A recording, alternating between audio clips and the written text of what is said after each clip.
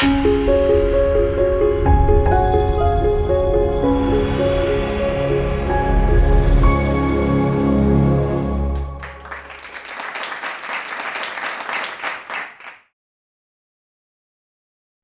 everyone.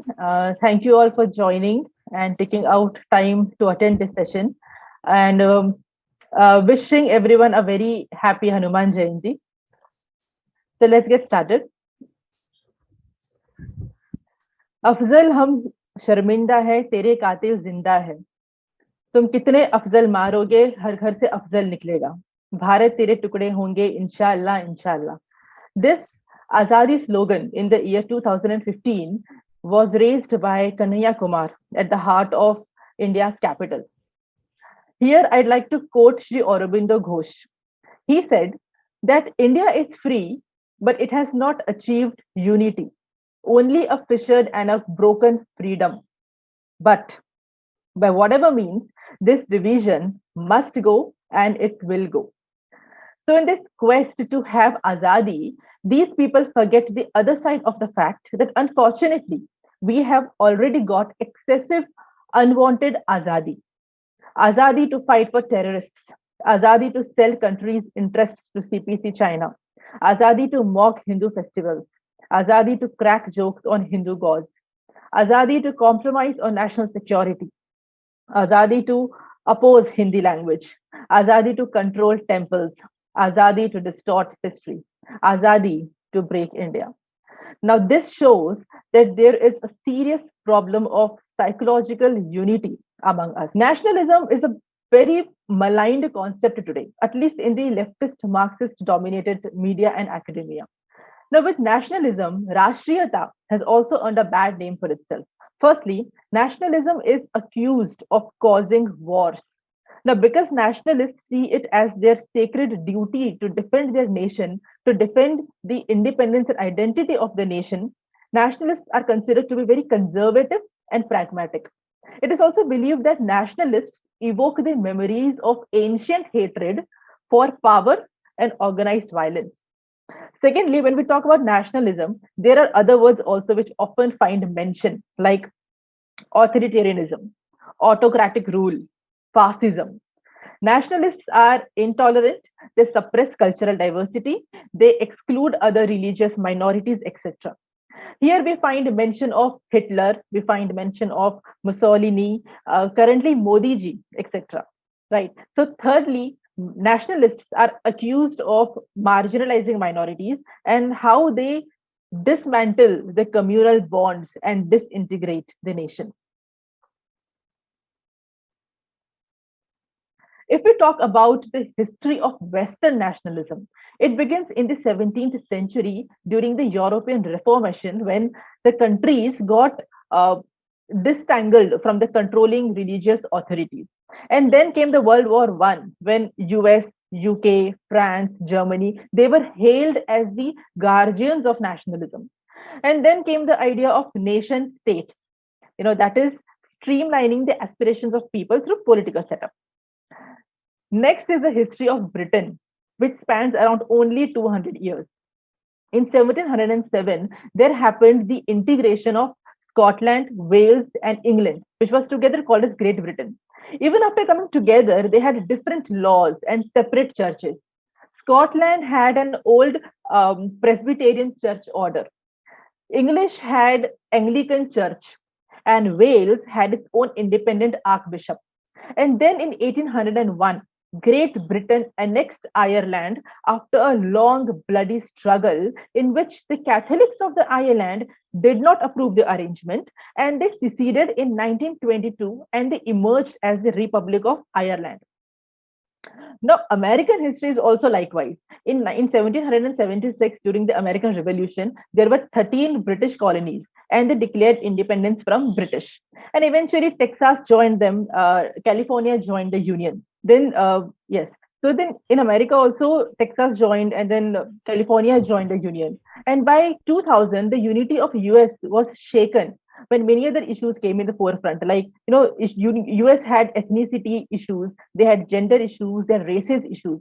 There was a Hispanic tribe, there was a Hispanic influx that challenged the America's linguistic and cultural unity. In Africa, the partitioning and the redrawing of boundaries was done by Britishers only. There was not even a single representative from Africa who was present.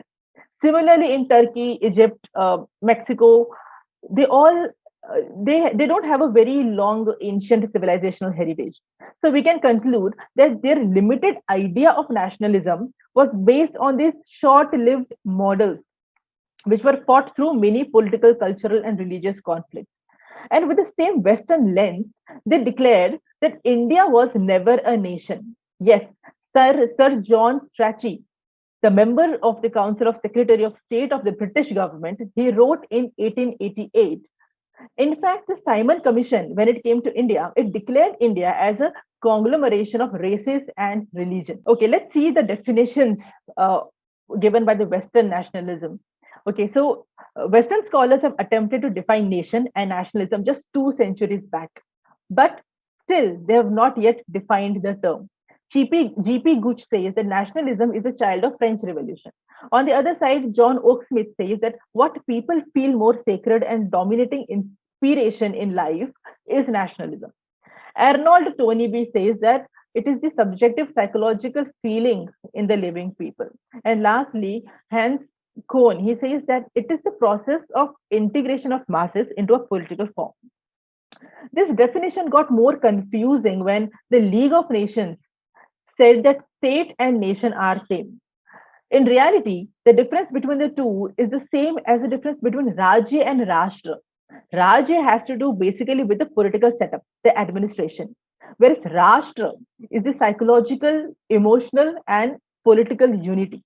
If we see the evolution of Western nationalism, at first, the people of ancient times were supposed to be roaming tribes, and they were hunting, and that stage was called as tribalism. Only when they came to the second stage of territorialism, where agriculture was involved, they felt a sense of connection with soil and blood. And later on, they synchronized both the concepts and they named it as nationalism. Finally, they were able to relate themselves with land. So hence the kings were called as the king of English, the king of French, the king of Spanish, etc. If we understand the features of Western nationalism, we understand that there were attempts to define it based on the short-lived model. Their model is based on selfishness, individualism, and political setup. You know, Greeks were the first ones who took the task of leading Europe, but still, it was never called as Greek nation. There were nation states. Secondly, wars were fought based on religious and political basis. If you try to get one name of the war which was fought based on the patriotism, which was fought by the British, it was the War of Jenkins' Ear in the 18th century between British and the Spain. Thirdly, church has been regarded as supreme. Only during the European Reformation, church was challenged, and there was an emergence of nation states with their own boundaries, with their own legislatures, jurisdiction, and replacing the dominance of Catholic Church. Lastly, Western nationalism is reactionary, meaning when it is faced by the challenges, they talk about nationalism. For example, during the COVID crisis, or when there was an influx of refugees, when there is illegal immigration, when there is the collapse of globalization, they suddenly become nationalists and they come up with nationalism concept. So let's come to our main topic, which is in complete contrast to the West. In contrary to the Western nationalism, we have the concept of Rashtra. Rashtra is a Sanskrit word which is derived from the root word Raj, which means to shine, which means to enlighten. It is completely an independent word and it cannot be explained through the vision of state or nation. This term is frequently found in Vedic Samhitas. The importance is so much that it is mentioned 11 times in Rigved, 71 times in Shukla Yajurved, 59 times in Atharved. It is said that the sacrificial offerings were made to the god and the gods bestowed Rashtra to the people. The sages or the scholars, with their hard work, they walked on the earth and they named it as Rashtra to bestow brightness and valor to people. This land is prayed as Rashtra. Secondly, the earth or the Bhumi of Rashtra was invoked as mother. We understand that Rashtra was never a congregation of stones, land, or rocks. It was the idea of motherland, and the idea of motherland actually first came in the minds of our sages. Atreya Brahman, it describes Rashtra equal to Ashwamedha sacrifice, that is the sacrifice of horse. We must know that Ashwamedha sacrifice was called as the king of Yagna or king of Yagna, in which rishis invite all the gods. But why a horse was chosen? First is all the gods follow a horse. Second is no animal is faster than horse. And also horse is the most intelligent animal. The connection with Rashtra was so strong that people wished to live in a prosperous Rashtra all their life. They prayed to Indra, they prayed to Varun, Agni to give stability to them. They irrigated the God created land with the waters of those rivers. The concept of Rashtra is not a closed one, it is universal and it is pervasive in all time. It is not individualistic. With Vasudev Kutumbakam, it believes in pluralism and it considers each and every element connected to the divine consciousness. Globalization talks about global markets, but Dharma talks about global family. In India, the daily prayer of a poor or an illiterate aged person or a woman, it starts with Ganga Mata ki Jai and it ends with Lok Kalyan Ho, features of Rashtra. Yes, it was a divine cultural land where the relationship between the ruler and the subject was that of master and servant or that of god and devotee. The Bhumi of Rashtra was based on activities like tapasya, diksha, shram, yagna. Hence, the land was regarded as a living being. Secondly, the protection of land by the warriors was an important element to make a Rashtra. It must be protected from all the sides. Next is the role of Purohits who exercise control over warriors. The Purohits were seen responsible as the responsible people when king was coronated. The next is conscious citizens. This is a very important feature, which means the society must be conscious of their culture and history. The citizen must be ready to omit the traitor to maintain the glory of Rashtra. There's a passage in Rigved which says that whenever the internal or external disturbances cause chaos in Rashtra, the citizens would solve it by spiritual sacrificial ceremonies or strong organizations. They guarded the frontiers with a lot of alertness and they were always ready with arms and ammunition. The Vedic sages and political scholars awakened the people by singing songs based on national feeling. Then we have powerful administration. The Vedic people sought the unity at grassroots level. They realized that unity can be established through three ways, that is, equal behavior, equal speeches, and equal thoughts. Atharva Ved also talks about equal education to achieve common destination. All must have same mind, same heart, and same willpower.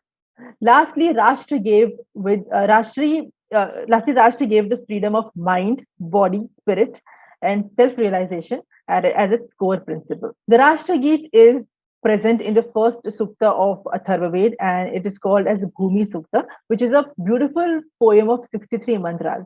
In this sukta, the earth is called as Prithvi in Sanskrit. It may be considered that the poet is singing about his land, the motherland. So we can understand that motherland is worshipped as God. Sukta talks about the geographical description of motherland.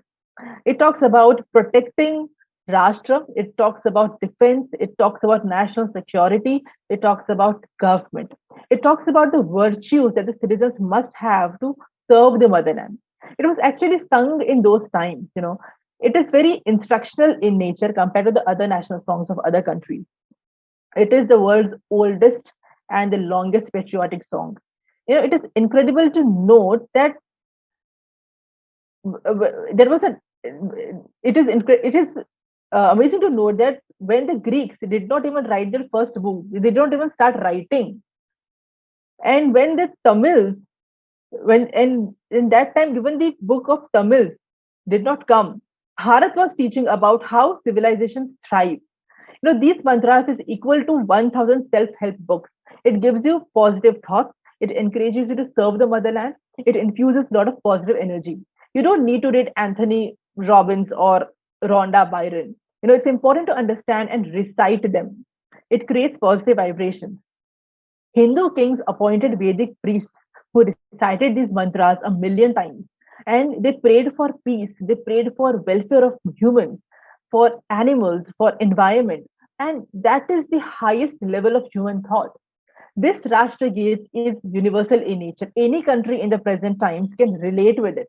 It is timeless and it can never become irrelevant. Let's understand some of the mantras in this book. The full credit of this is very interesting. The full credit of giving this theory of motherland goes to Bharat. The most famous sentence in the Atharva Ved, which is, "O Mother Earth, I am your son."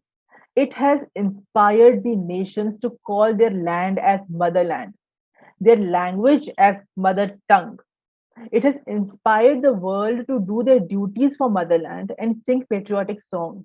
Now, this is the same emotion which made Japan progress even after they were destroyed badly in Second World War. It is interesting to note that USSR, which was a communist union and it was an atheist country, but still its constitution proclaims its land to be a mother. It says that defense of the socialist motherland is the sacred duty of every citizen of USSR. Betrayal of motherland is the parent crime against the people. Similarly, China is a communist country and it added a clause in its constitution. It is the sacred duty of every citizen to defend the motherland and to resist aggression. But very unfortunately, we have not given the conception of motherland anywhere in the constitution of free India. Forget that. We have not even named our country properly. Article 1 of the constitution names our country as India, that is Bharat. India was imposed by British, and that is a symbol of slavery and goes against the sentiments of people. Can we have the name Bharat on the world map? We must learn from those countries who re-established their original names at the time of their independence, like Sri Lanka from Ceylon, Suriname from Dutch Guiana, Ghana from Gold Coast.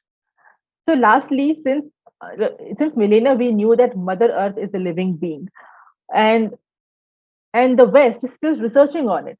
So this is a recent published paper by researcher Adam Frank at the University of Rochester, which says that the Earth is alive and it has its own intelligence. And how can we fight against the climate? How can we fight climate change? Our Vedic sages have been bowing down to Earth, treating it as Rashtradev, thanking Earth for their sustenance since millennia. Worship of nature is against the core Western idea of exploitation of nature. West had Plato and Socrates who talked about, conserving nature, whereas Dharmic view insisted that it should be worshipped as mother and only milked like a child does from mother and not exploited. Society is the basis of nation. Society. Okay, Rigved in a passage says that Brahman, Kshatriya, Vaishya, and Shudra have sprung from the mouth, arm, thighs, and feet of God, respectively. So Vedic society has four parts. Though the word varna, it meant color, it does not mean that the varnas were classified based on the color of the skin. The varna vyavastha was not only in human beings, but it was also in plants and animals. So it was a philosophy of Indian society. It was the way of living through which lived with the people lived with good social life. So even gods and goddesses were divided into varnas, like Agni and Brihaspati. They were Brahmins. Indra, Varun, Som, Rudra, Yam. They were Kshatriyas. Adityas, Marutas. They were Vaishyas. Then Pusa was Shudra. Similarly, animals were also classified into groups. For example, goat was supposed to be in the Brahmin Varn. Horse was into the Kshatriya Varn. So, and in the vegetables also there is Durva. Durva was considered as Kshatriya Varn. And even everything in the cosmos, like Rohini star, it was considered in the Brahmin Varn. So Varn Vyavastha was made to lead the society towards perfection. Unlike in the West, we have castes which were created on the basis of hatred and rivalry. Varna Vyavastha cannot be explained and understood through a Western prism. As a society is the main element of Rashtra, it was called as Virat Purush, having thousands of heads, eyes, and bellies. So this feeling of nationalism was always there in Varnas, as mentioned in Vedas. For example, Kshatriya were found saying that we are Kshatriyas and Rashtra is ours. Brahmins performed sacrifices to stabilize the nation, to destroy the enemies. They went everywhere to educate the people for the protection of nation. There is a passage in Atharva Ved which suggests that the duties of bridegroom and bride, and it says that they should develop their glories along with the glories of the Rashtra.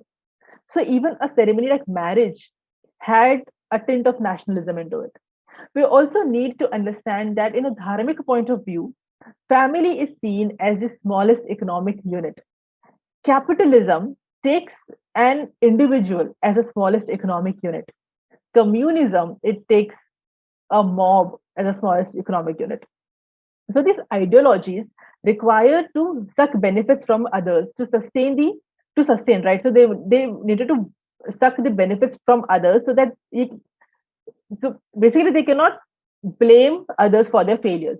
So, but in communism and capitalism, they can always blame others for their failures or they can take weapons for revenge. But Sanatan allows you to take benefits only from your family. That is the maximum circle of ambit you can go. And that is where uh, we are only accountable to our parents and kids. And hence, our functioning of the society is very efficient. Otherwise, if you see in the West, a kid has a different parent by the time he reaches graduation. Now, let's talk about the third part, which is history and heritage, beautifying the cities of God. Beautifying the cities of God. So we have cities which were made by gods, like Dwarka was made by Krishna, Ayodhya of Ram. There's Calcutta of Kalika, Kanyakumari of Bhavani, which must be decorated and embellished and protected. Okay, so national song, this is the third component of the national song. So we must also be aware of the history of our own towns. That is what there is a mantra that you should be aware of the history of your own town. Hence, there has been an emphasis on knowing your history. Now, by the way, only in the last 5, 6 years, we have seen so many, Indic researchers and people are now actually exploring history and heritage, and they're spreading awareness. We see so many, Indic foundations being set up. We see so many nationalist books being written, movies are being made, and many courses are being offered. So it is a revolution. It shows that people are ready to consume it. It shows that we are getting conscious and proud of our past and present and optimistic about future.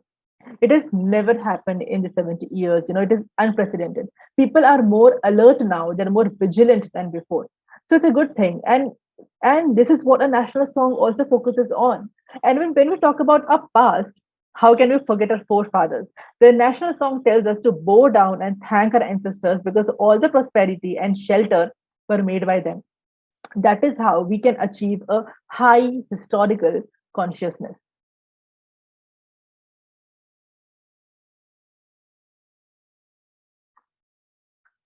Virtues. There are 8 virtues being discussed which must be present in all the citizens to serve their motherland. The first is truth. Truth was thought to be easygoing, and that is why people of high status they followed this path. Vedas say that truth bestows heaven and it protects nations. The second virtue is generosity. People were advised to cultivate generosity to overcome selfishness and detachment. Charity was seen as one of the self purification spiritual practice. People were inspired to distribute thousands of hands, though the income was raised by 100 hands. The next is social conduct. We find emphasis in sweetness in speeches. We find emphasis in avoiding violent nature.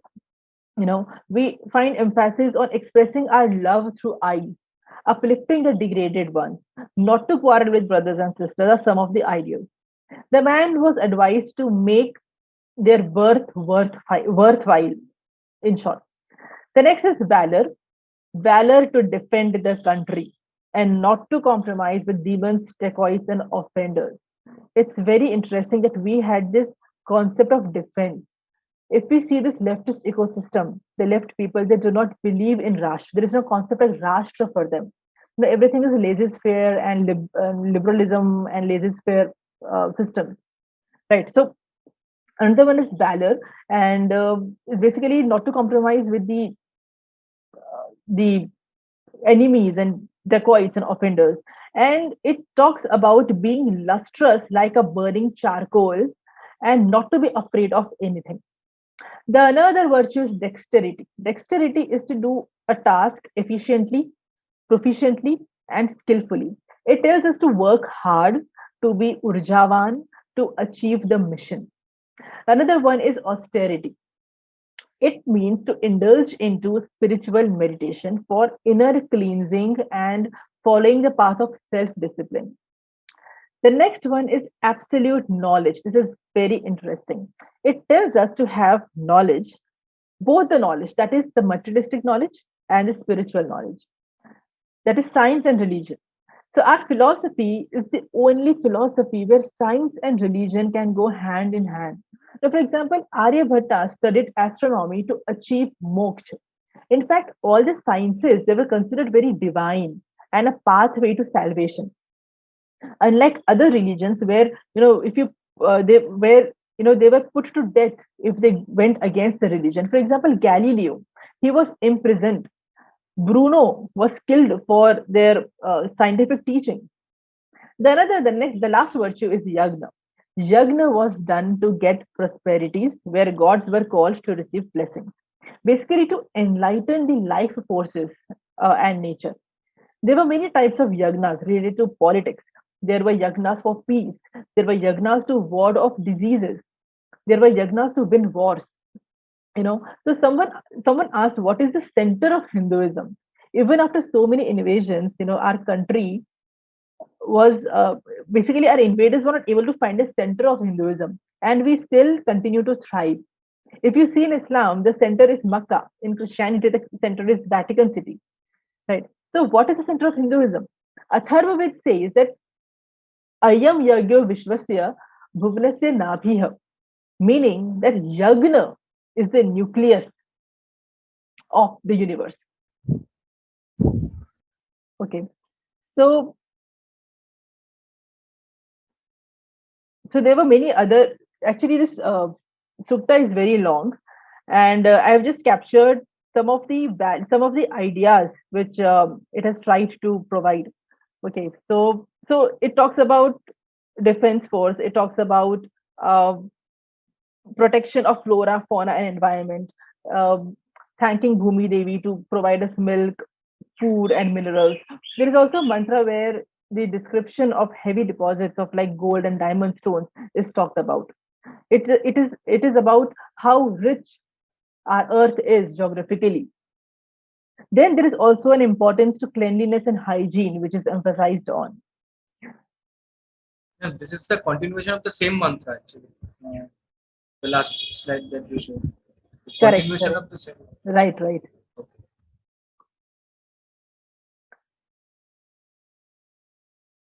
So before concluding, I'd like to ask an open question to all.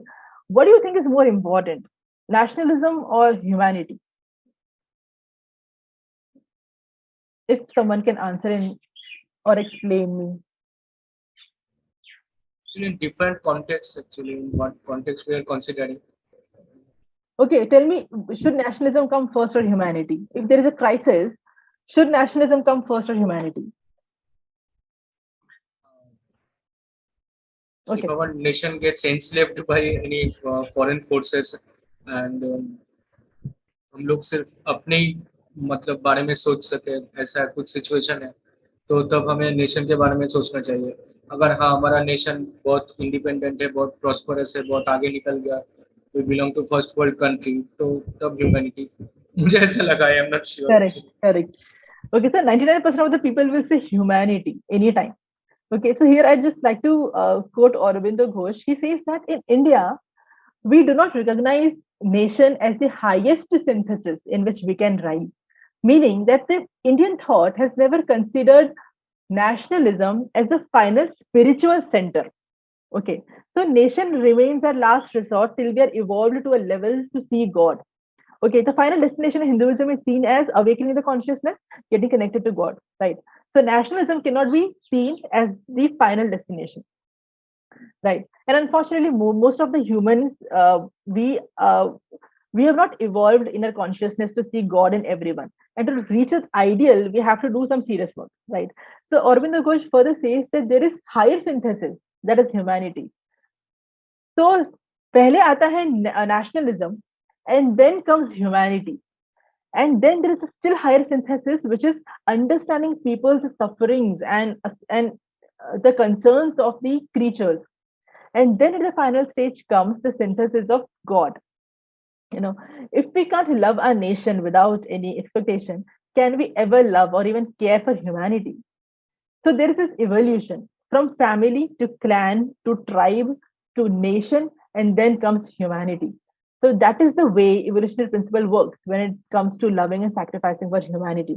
What we do is we directly jump from tribe to humanity.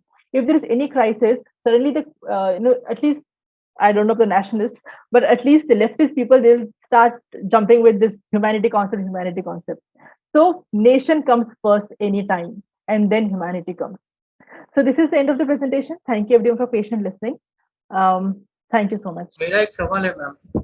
तो ma'am आप बोल रहे थे अथर्ववेद से लिया गया, तो ये जो मंत्र वैदिक राष्ट्र गीत, मैम इसमें एग्जैक्ट हमारा ज्योग्राफिकल कॉन्सेप्ट कैसा है? मतलब ये जो राष्ट्रीय बात का है, मतलब हमारे एग्जैक्ट ज्योग्राफिकल क्या मतलब उसका Exactly. इसमें जोग्राफिकली बताया है कि India starts from Himalayas, it is surrounded by seas and things like that. और ज्योग्राफी का इतना अच्छे से बताया है. इनफैक्ट जो हमारा वंदे मातरम है, बंकिम चंद्र चट्टोपाध्याय जी ने वहीं से लिया है. इन मंत्रों से ही he has been inspired to create Vande Mataram. He has written that. तो geographically it's a very vast mantra. और जोग्राफिकली बस यही बताया कि this land is very rich, there are minerals, there is ocean, there is the existence of ships, how the Vedic scholars used to sail through other countries to enlighten the world. Then it talks about mountains, it talks about so many rivers. That is it. How can we connect that geography with our current map of India actually? It encompasses the northern part of India, ऐसा कुछ है, northern and southern, ऐसा कुछ है मतलब. So you are asking how vast होगा? हाँ, vast होगा. हाँ. Okay. ऐसा कुछ नहीं. ऐसा बेसिकली जो अपना अखंड भारत है उसी लाइक मंत्रा से जो मुझे समझ आया है उतना उन्होंने डिस्क्राइब किया है. बाकी if you talk about this Motherland, actually में ऐसा नहीं है कि भारत के बारे में ही उन्होंने लिखा है. मदरलैंड इज लाइक उन्होंने पूरे पृथ्वी के बारे में लिखा है. और मेरे हिसाब से like what they have described is Himalayas, seas. So we can just assume कि पाकिस्तान से लेकर मलेशिया तक we had this geographically. तो मैम ये मंत्र को एग्जैक्टली कब मतलब ये चैंट किया जाता था? मतलब ये यज्ञ के टाइम या फिर युद्ध के पहले, ऐसा कुछ था? Right. So this mantra basically it encompasses all the topics like geography से लेके politics से लेके एजुकेशन है उसमें, देन देयर इज डिफेंस. तो it was such a long mantra जिसको अगर हम पढ़ेंगे तो 1 घंटा लग जाएगा. राइट. सो ऐसा था कि ओकेजन्स के बेसिस पर मंत्रास पढ़े जाते थे. So if it is like यज्ञ है पीस के लिए तो उसके जो मंत्र थे वो पढ़े जाते थे. और या तो डिफेंस के लिए आर्म्ड कुछ वॉर करना है, आर्म्ड फोर्सेस के लिए कुछ है तो वो मंत्रास पढ़े जाते थे. So that is why this entire mantra is very flexible in nature. और हमें जिस तरह से ओकेजन के बेसिस पर हम कर सकते हैं को पढ़ सकते थे, वैसा है उसमें.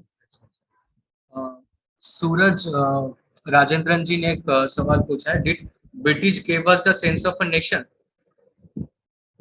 तो इस पे आपका क्या ख्याल है मैम? ये एक्चुअली नेशन, ये टर्म ये क्या ब्रिटिश से हम लोगों को मिला है? ब्रिटिश लोगों से? I think already covered it. Western हाँ हाँ. जो है, वेस्टर्न नेशनलिज्म. नेशनलिज्म का उन्हें कुछ इतना आइडिया नहीं था. That is what I have said कि their idea of nationalism was based on the short lived models and short lived wars. तो नेशनलिज्म जैसे कुछ था ही नहीं, उन्हें पता ही नहीं था. They were not able to connect with the soil. तो नेशनलिज्म उन्हें पता ही नहीं था. And from like they had this evolution, जो जिसके बारे में बात किया है मैंने, जो था टेरिटोरियलिज्म. और तो टेरिटोरी जो एग्रीकल्चर आया हंटिंग के बाद, तब उन्हें समझ आया कि अच्छा सॉइल अपनी है and we can produce food and we can you know do mining things like that. तो they started connecting with the soil, और वहां से उन्हें लगा this is nationalism. That is, whatever nationalism they could understand was at a very superficial level, and what we understand it is at a very deep level. हमारे पास तो already राष्ट्र concept था ना, ऑलरेडी राष्ट्र का ऑलरेडी था, हमारे पास ही था राष्ट्र का कॉन्सेप्ट. मनोज कुमार जी ने एक सवाल पूछा, how British destroyed unity of Bharat. How British destroyed the unity of Bharat. ये तो बहुत बड़ा आंसर हो जाएगा. ये तो बहुत बड़ा आंसर होगा. उन्होंने हमको डिवाइड ही किया है, कास्ट के बेसिस पर हो, कलर के बेसिस पर हो, या एलिटिज्म था, एक आदिवासी लोग थे. लाइक हमको बस डिवाइड ही तो किया है. प्लस कांग्रेस ने भी हमको डिवाइड ही तो किया है, and that was their instrument to rule. Ma'am मेरा एक सवाल है. मैम आपने हॉर्स की बात की है, अश्वमेध यज्ञ. तो मैम काउस का भी बहुत उल्लेख आता है हमारे पुराण में, इक्विवेलेंट टू आवर लैंड. मतलब काउस को भी कभी कभी उसका मदर गॉडेस का. ऑफ कोर्स, हाँ वो है, लेकिन इस राष्ट्रगीत में नहीं है. बट ऑफ कोर्स वेदास में तो बहुत इंपॉर्टेंस है. हाँ, बहुत जगह पे काउस को इक्विवेलेंट किया गया है लैंड के साथ, जमीन के साथ एक्चुअली. राइट. तो वो बेसिकली ज्योग्राफिकल जो डिस्क्रिप्शन दिया है उसमें एनिमल्स, फ्लोरा, फौना, वो सब कुछ डिस्क्राइब्ड है. If you are asking specially about cow, ऐसा इस राष्ट्रगीत इन मंत्रा से मुझे कोई स्पेसिफिक मंत्रा नहीं मिला काउ के ऊपर, पर काउस के ऊपर अथर्ववेद में है इम्पोर्टेंस. आपने, मैं बस एक थॉट शेयर करना चाहता हूँ. आपने जो श्री अरबिंदो घोष के बारे में बोला, तो उनका वो गीता में है कि वो जो स्टोरी था ना, विश्वामित्र और वशिष्ठ का कॉन्फ्लिक्ट. विश्वामित्र उनका मतलब काऊ चुरा के ले जा रहे थे गाय. तो तब वहाँ पे अरबिंदो घोष ने इसको ऐसे इंटरप्रेट किया था कि the cow is the land actually, and जब कोई बाहर के फोर्स है उसको ऐसे जबरदस्ती इन्वेट करता है, तो ये अगर सॉरी कोई इंटरनल फोर्स, अगर कोई स्पिरिचुअल फोर्स को, लैंड का जो स्पिरिचुअल फोर्स है उसको डोमिनेट करना चाहता है जबरदस्ती, तो बाहर के जो फोर्सेस होते हैं, जैसे हम लोग देखते हैं वहां पे कामधेनु ने हुना शाखा सारे ट्राइब्स को बुलाया था. वशिष्ठ के जो कामधेनु थे स्टोरी में था, वो आके विश्वामित्र को अटैक करता है. तो यही समझाना चाहते थे कि अगर कोई इंटरनल फोर्स हमारे स्पिरिचुअल फोर्स को मतलब डोमिनेट करना चाहता है, तो वो इंस्लेप्ड हो जाता है बाहर की मतलब फोर्सेस से. तो अरविंदो के में है. सूरज राजेंद्रन जी ने बोला कि राष्ट्र concept in which book we became a nation after 1947, right. राष्ट्र कॉन्सेप्ट इन विच बुक, मतलब ये हमने बोला ना ये राष्ट्र कॉन्सेप्ट था, तो वो यही पूछ रहे हैं कि राष्ट्र कॉन्सेप्ट कौन सा बुक में है. राष्ट्र कॉन्सेप्ट वेदास में बहुत जगह है, और ये आप मुझे मेरा सोर्स पूछ रहे हैं, वो अथर्ववेद है, सूक्त 12, जिसमें राष्ट्र के बारे में बहुत अच्छे से दिया हुआ है. It is basically on the Motherland, and Motherland it is like उसको एक गॉड की तरह उन लोगों ने मंत्रा सीखे हैं. If you want to know about राष्ट्र मोर, देन अथर्ववेद सूक्त 12 यू कैन रेफर.